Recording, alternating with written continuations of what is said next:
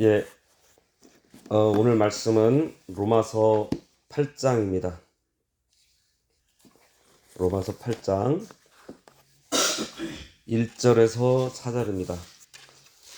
로마서 8장 1절에서 4절입니다. 그러므로 이제 그리스도 예수 안에 있는 자에게는 결코 정죄함이 없나니 이는 그리스도 예수 안에 있는 생명의 성령의 법이 죄와 사망의 법에서 너를 해방하였음이라. 율법이 육신으로 말미암아 연약하여 할 수 없는 그것을 하나님은 하시나니 곧 죄로 말미암아 자기 아들을 죄 있는 육신의 모양으로 보내어 육신의 죄를 정하사 육신을 따르지 않고 그 영을 따라 행하는 우리에게 율법의 요구가 이루어지게 하려 하심이니라. 아멘. 오늘은 로마서 개론입니다. 저희가 수요예배 시간을 통해서 이제 앞으로 이 로마서 강의를 하려고 합니다. 그래서 오늘은 로마서 개론을 통해서 하나님께서 바울에게 로마서를 기록하신 이유 그리고 그 목적, 이것을 살펴보고요. 이 교리의 정석이라는 이 로마서를 통해서 우리의 신앙생활을 늘 점검하면서 살아가게 되시기를 바랍니다. 이 로마서의 구성을 보면요, 1장부터 11장까지는 교리입니다. 교리적인 글이라고 보고, 또 12장부터 16장은 실천적인 글이라고 볼 수가 있어요. 많은 분들이 로마서 그러면 어렵게 생각하는 것 같아요. 우리가 로마서를 잘 이해하기 위해서 당시 로마서가 기록된 배경을 우리가 살펴보면 좋습니다. 당시에 바울이 고린도에 편지를 쓰고 방문을 해요. 그리고 예루살렘 교회를 도울 연보를 거두고 예루살렘으로 가기 전에 고린도에서 당시에 저 스페인 서바냐 그쪽을 땅끝이라고 생각을 했습니다. 그래서 그 땅끝까지 가려고 계획을 세워요. 그러기 위해서 먼저 로마 교회로 가야 합니다. 이유가 있어요. 왜냐하면은 바울이 아시아 지역으로 이방 선교 여행을 시작했을 때 선교 본부가 된 교회가 어디죠? 안디옥 교회입니다. 그것처럼 저 서쪽 땅 끝, 서바나 지역을 가기 위해서 안디옥 교회와 같은 선교 본부 교회가 있어서 지원을 받아야 했어요. 바울은 그곳을 바로 로마 교회로 생각을 한 것입니다. 그래서 로마 교회의 도움을 받아서 땅끝 스페인까지 복음을 증거하기 위해서 파송해 줄 것을 말해야 했어요. 로마 교회는 바울이 개척한 교회가 아니기 때문에 바울에 대해서 잘 몰랐습니다. 그래서 자신에 대해서 그리고 로마로 가는 그 이유에 대해서 자세하게 설명하려니 좀 길어요. 왜요? 안 친하니까. 잘 모르는 사이인데 일단 지원을 받아야 하고, 그리고 또 한 가지 중요한 사실이 있어요. 이것이 로마서를 이해하는 그 키워드입니다. 아주 중요한데요.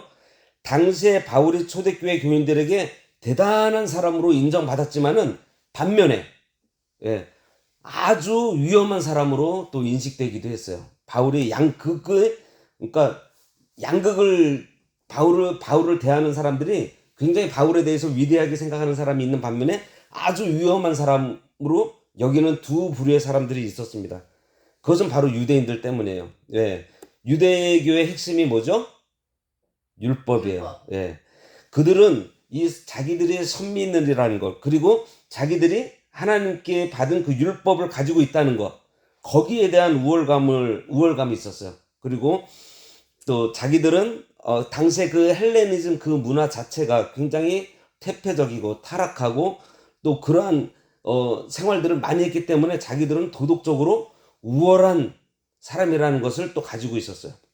그런데 바울은 복음을 전할 때 믿음으로 하나님의 백성이 되고 아브라함의 후손이 되고 언약 백성이 된다라고 전하는 거예요. 그런데 유대인들의 입장에서는 율법을 지킴으로써 그거가 되어야 되는데 바울은 율법이 아니고 믿음으로 된다라고 전하고 있습니다. 그 말을 듣는 유대인들 입장에서 봤을 때 만약에 율법이 없으면 저 이방인들이 예전에 방탕한 생활을 어떻게 극복하게 되지? 그러한 옛 버릇을, 옛 습관을 참 버리기 힘들 텐데 하면서 바울이 이 방종하게 되는 이방인들을 만들어낸다라고 생각을 했던 것입니다. 그래서 바울을 율법이 필요 없다라고 얘기하는 율법 폐기론자라고 오해를 했어요. 그래서 당시에 로마 교회에 있던 그 유대인들의 영향을 받은 사람들이 바울에 대해서 좀 이렇게 율법 폐기론자다라고 생각하는 사람들이 있었고, 또 반면에 바울을 굉장히 위대한 그 하나님의 사도로 본 사람들이 있었던 것입니다. 당시에 이 로마 교회뿐만 아니라 바울이 이런 오해를 받았다는 기록들이 굉장히 많이 있어요. 그래서 바울은 자기를 잘 모르는 로마 교회 사람들에게 파송을 받아야 하는 입장이기 때문에 그들에게 검증을 받아야 되잖아요. 그렇죠.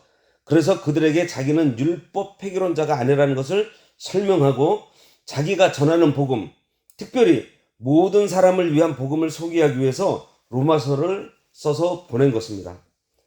그래서 당시 바울에 대한 이런 오해가 있었다는 것을 우리가 알고서 로마서를 읽을 때 왜 바울이 이렇게 글을 썼을까 하는 라는 질문에 바탕을 두고서 로마서를 읽으면 그 바울의 그 논리를 우리가 쫓아갈 수가 있어요. 그래서 1에서 4장은 바울의 그 논리를 전개하기 위해서 토대를 쌓는 그런 작업을 합니다. 1에서 4장에서는요, 행위 보응의 대원칙, 행위 보응의 대원칙. 좀 어려운가요? 쉽게 얘기하면은 하나님께서는 행하신 대로 갚으신다라는 거예요. 여기서 중요한 것은 유대인이나 헬라인이나 누구에게든지 모두에게 공평하다는 거예요. 그러니까 하나님께서는 유대인이 되었든 헬라인이 되었든 모두에게 행한 대로 갚으신다라는 것입니다. 유대인들도 이거를 인정하고 있어요. 그러니까 유대인인 바울이 지금 먼저 인정하고 있는 거예요. 왜 이 말을 하고 있는가 하면은 당신들이 주장하는 것처럼 하나님께서는 행한 대로 보응하시는 분이시다. 나도 인정한다. 절대 부인하지 않는다. 그래서 그들에게 동의하냐 하면서 로마서를 시작을 하고 있어요. 1에서 4장에 보면요. 이것은 유대인이나 헬라인이나 모두에게 공평한 것이다 라고 하면서 로마서 2장 13절에 율법을 행하는 자라야 의롭다 하심을 얻는다는 말씀이 무슨 말인가 하면 율법을 가지고만 있다고 의로운 것이 아니다 라고 이렇게 얘기를 하고 있습니다. 여기에는 너희가 율법을 가지고만 있고 행하지 않고 있다고 하면서 너희가 오히려 율법을 하찮게 여기고 있다. 그러한 뉘앙스가 깔려져 있는 얘기예요. 너희가 가지고 있는 율법을 행해야 그 율법의 효력을 받는 것이고, 또 율법을 가지고 있어도 율법의 정죄를 받고, 혹시 율법이 없더라도 양심의 법 때문에 정죄를 받지 않느냐. 하나님께서는 행한 대로 보응하시는 분이시다. 그런데 이 얘기가 별거 아닌 것 같은데요, 유대인들이 이 말에 충격을 받아요. 왜냐하면은 율법을 가지고 있어도 그 율법을 지키지 않으면 어떻게 된다고 해요? 율법에 의해서 망할 수도 있다라는 거잖아요. 그러니까 지금 가지고 있는 율법이 결국은 뭐예요? 시한폭탄을 가지고 있는 거야. 시한폭탄. 그 율법은 자기들이 생각할 때 이방인들은 가지고 있지 않고 자기들만 가지고 있는 특별한 것이었는데 뭔가 구별되어 있다는, 그래서 자기들을 특별하게 만들어주는 것이 이 율법이라고 생각을 했는데, 율법을 가지고 있는 것이 중요한 것이 아니라 이 율법 때문에 내가 죽을 수도 있게 되었다라는 거예요. 지금 바울의 이 논리가. 그러니까 이 말이 너무 충격적인 것입니다. 자기들은 아브라함의 후손이고 아브라함은 언약의 조상이에요. 그리고 아브라함은 언약의 표시로 할례를 받아요. 그리고 모세 때 율법을 받습니다. 그러니까 자기들은 율법도 가지고 있고 할례도 받았어요. 그렇죠? 아브라함의 혈통의 자손으로 아브라함의 언약도 가지고 있어요. 다 가지고 있는 선민으로 우월주의에 빠져 있었는데 바울은 지금 그것을 싹 다 치워버리고 있는 것입니다. 이래서 사정을 읽어보면요, 바울이 율법에 대해서 왜 이렇게 긍정적으로 생각하지? 라고 우리가 볼 수가 있습니다.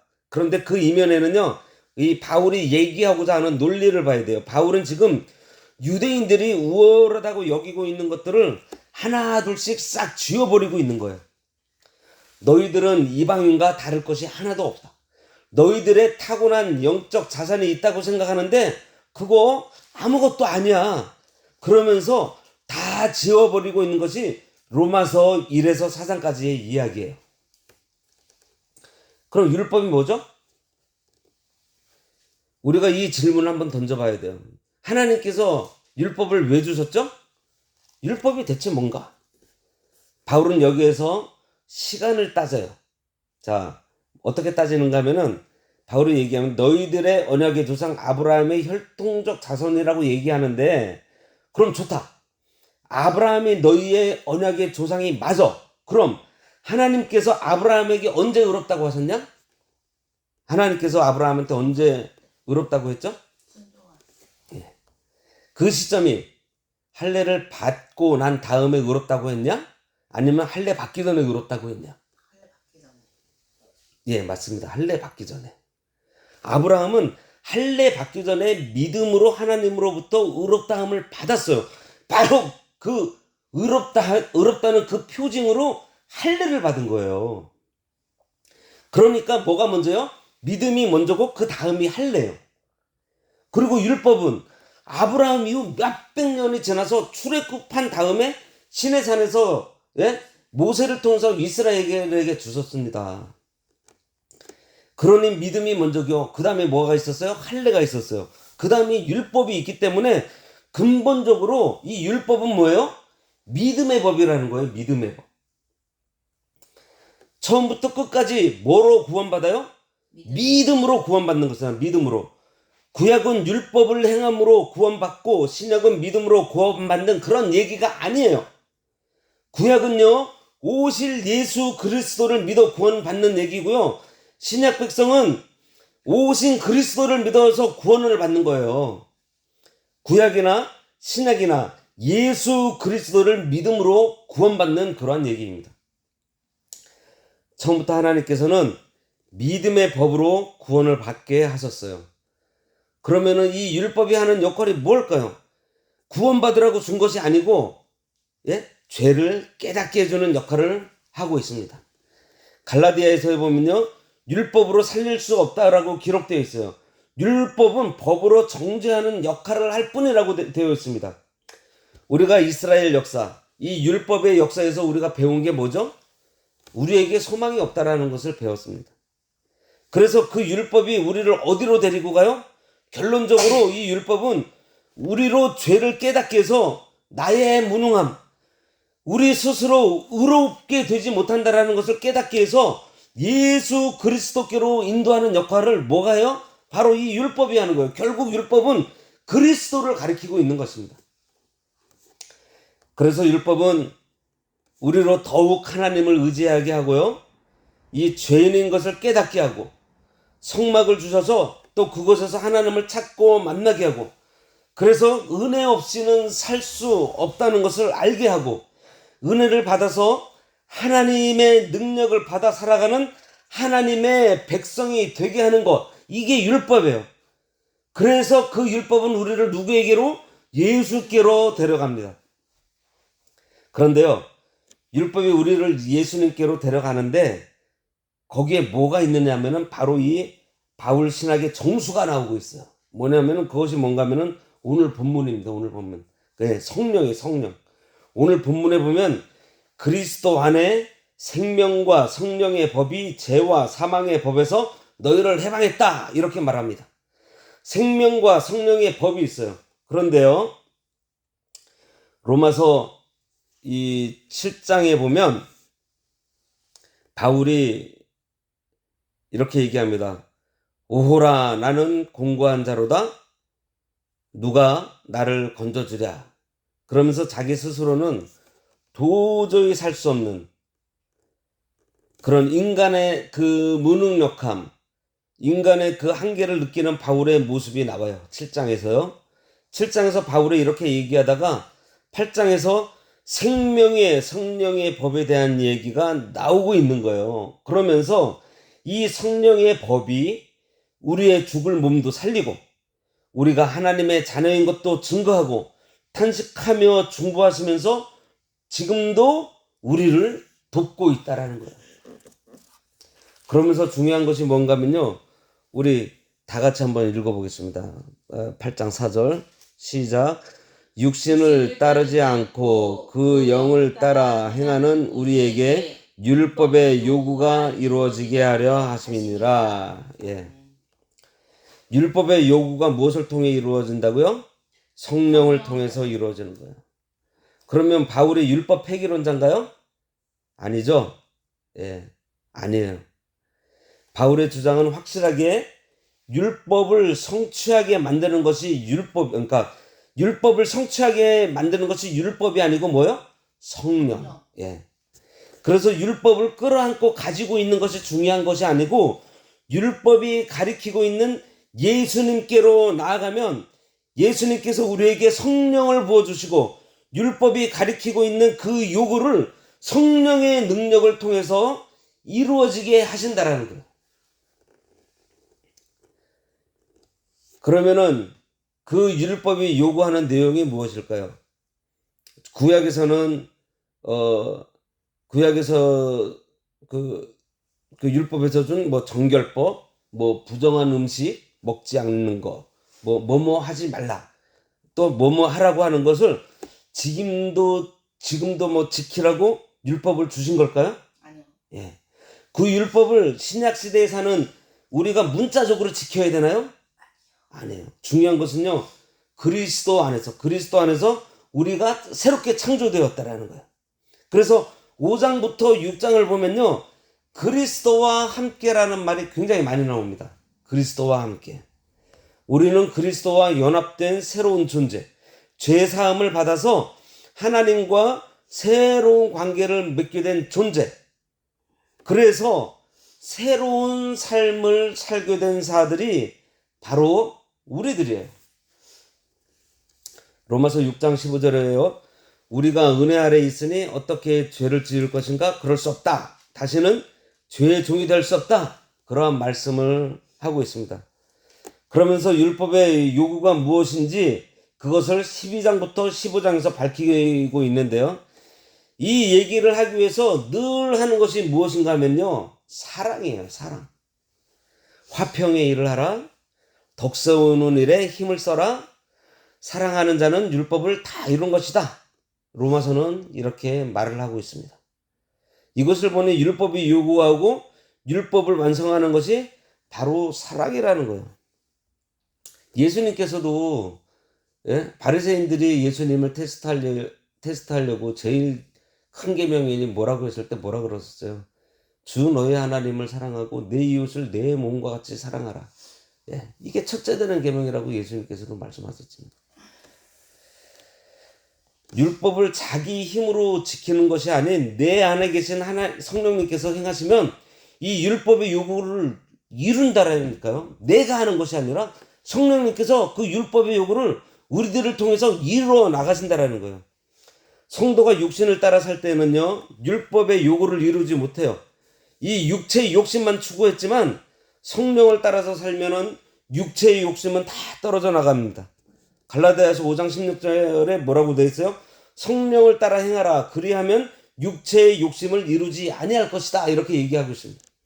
율법의 요구가 다 이루어져요. 이것이 예수님을 닮아 나가는 삶이고 구원을 이루어 나가는 삶입니다.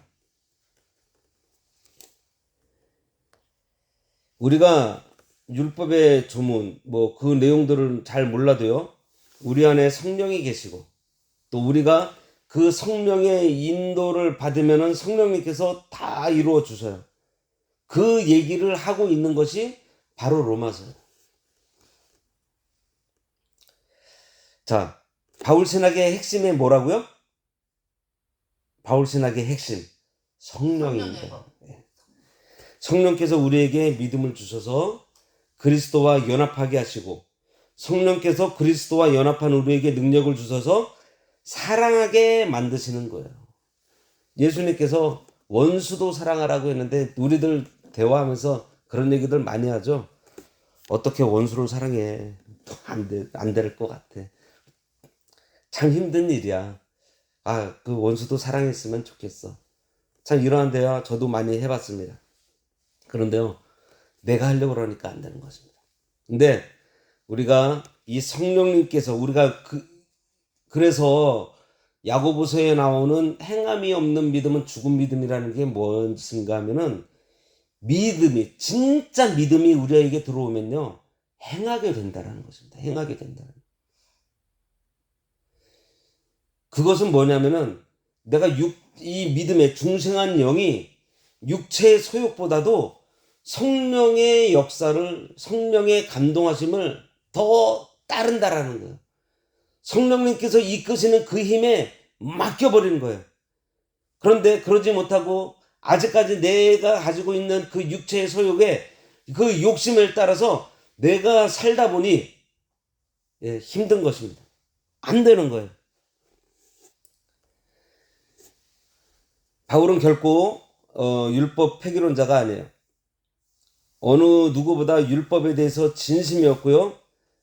중요한 것은 그 율법을 가지고만 있고 또 입으로만 지키고 있는 당시의 유대인들을 향해서 그리고 행함이 없는 삶을 사는 지금의 우리를 향해서 얘기하고 있는 것입니다.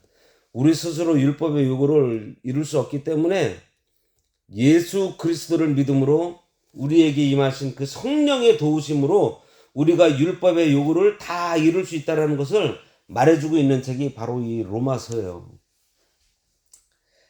바울은 로마에 한 번도 가보지 않은 사람이고 전혀 모르는 사람들에게 지금 편지를 쓰고 있습니다. 그런데 이 로마서 16장까지 되어 있는데요. 이 16장까지 되어 있는 이 로마서에서 참 그리스도인으로서 어떻게 살아야 되는지가 로마서에 아주 잘 기록되어 있어요.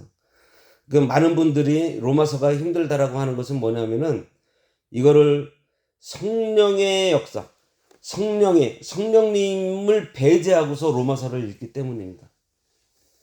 우리가 이 로마서를 읽을 때 성령님을 이 안에다 딱 집어넣으면요 로마서가 굉장히 쉬운 책이에요. 그 성령의 인도를 따라서 사는 그 삶을 우리가 깨닫게 되고 거기에 우리가 이끌려서 사는 그러한 삶, 바로 이 로마서를 통해서 우리가 알 수가 있습니다. 이제 수요예배 때 이제 로마서 강해를 할 텐데요. 좀 오늘은 이제 로마서 1장부터 16장까지 전체적인 내용을 로마서가 어떠한 책이다. 그리고 이러한 관점으로 우리가 로마서를 대했을 때 우리가 이 로마서를 우리가 정확하게 이해할 수가 있고, 특별히 이 로마서에서는 이신득이 믿음으로 구원을 얻는다라는 어떤 진리가 있고요. 또 성화에 대한 믿음과 구원과 성화에 대한 그러한 내용이 이 로마서에 굉장히 함축적으로 잘 되어 있기 때문에 우리 그리스도인들로서는 꼭 필독을 해야 되는, 아니 성경 전체가 다 필독을 해야 되지만은 특별히 이 로마서 같은 경우는 우리가 진짜 몇 번이고 읽어야 되는 그러한 책입니다. 그래서 우리 교회 수예배서를 이 로마서 성경 공부로 시작을 했는데요. 이제 다음 주부터는 한 절 한 절 보면서 우리가 깊이 있는 그 로마서 이 강해를 하도록 하겠습니다. 기도하겠습니다.